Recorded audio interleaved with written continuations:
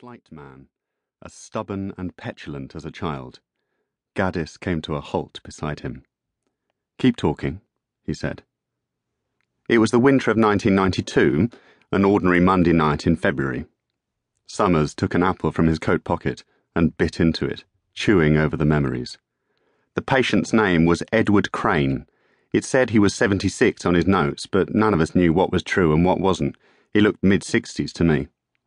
They started walking again, black boots pressing through the mud.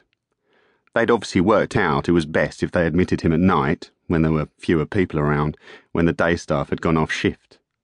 "Who's they?" Gaddis asked. "The spooks."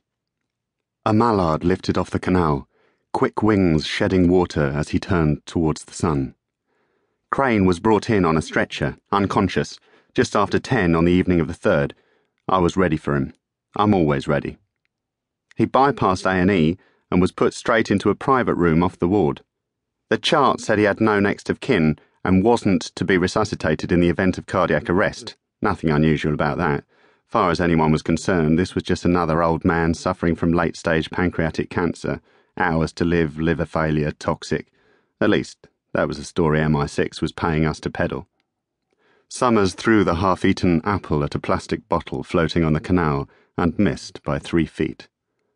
Soon as I got Crane into the room, I hooked him up to some drips, dextrose saline, a bag of amikacin that was just fluid going nowhere. Even gave him a catheter.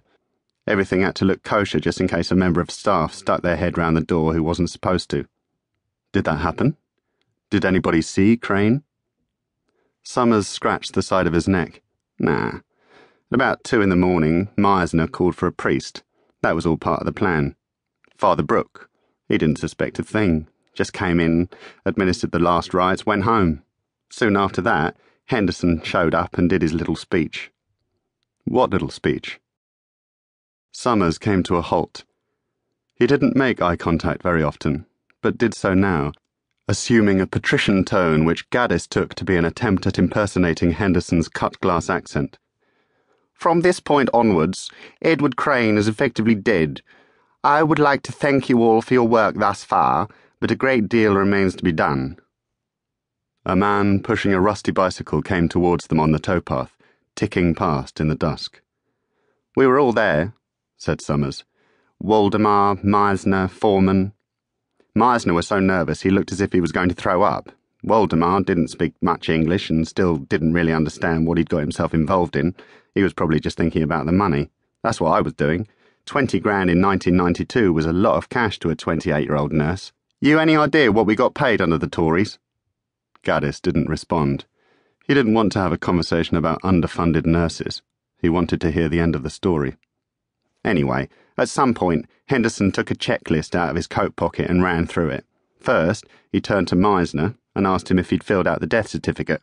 Meisner said he had, and produced a biro from behind his ear, as if that proved it. I was told to go back down to Crane's room and wrap the body. "No need to clean him," Henderson said. For some reason, Waldemar, we called him Wally, thought this was funny, and we all just stood there watching him laugh. Then Henderson tells him to pull himself together and gives him instructions to have a trolley waiting to take the old man down to the ambulance. I remember Henderson didn't talk to Foreman until the rest of us had gone. Don't ask me what he'd agreed with her. Probably to tag a random corpse in the mortuary, some tramp from Pride Street with no ID, no history. How else could they have got away with it? They needed a second body. "This is useful," Gaddis told him, because he felt that he needed to say something. "This is really useful." "Well, you get what you pay for, don't you, Professor?" Summers produced a smug grin. "What was hard is that we had other patients to attend to. It was a normal Monday night. It wasn't as if everything could just grind to a halt because MI6 were in the building. Meisner was a senior doctor too, so he was always moving back and forth around the hospital. At one point, I don't think I saw him for about an hour and a half. Wally had jobs all over the place, me as well. Added to that, I had to try to keep the other nurses out of Crane's room, just in case they got nosy." The path narrowed beside a barge, and the 2 men were obliged to walk in single file. In the end, everything went like clockwork.